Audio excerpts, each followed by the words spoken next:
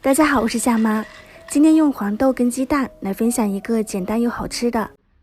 首先准备150克黄豆，我这边是放到冰箱冷藏泡了1个晚上，沥干水分后倒进料理机里面，加入1200毫升的清水，打成生的豆浆。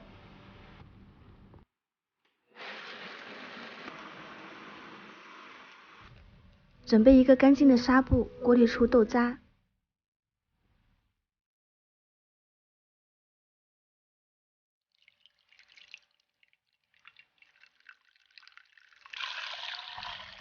倒进锅里面，开中火，煮开后再煮7到8分钟，豆浆一定要煮熟。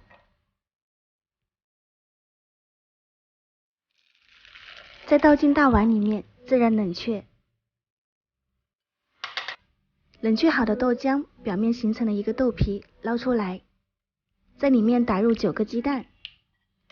我这边用到的鸡蛋大概是50克一个。再加入2勺食用盐，用筷子或者是蛋抽充分的搅匀。准备一个大碗，包上锡纸，方便等下脱模。过滤一下刚刚搅拌好的豆浆鸡蛋液，这样口感会更加的细腻，表面的泡沫撇去，盖上保鲜膜扎洞透气。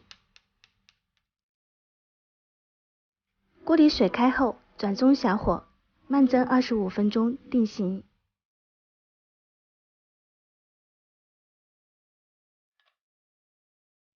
蒸好的鸡蛋豆腐特别的滑嫩，稍微等冷却后再进行脱模。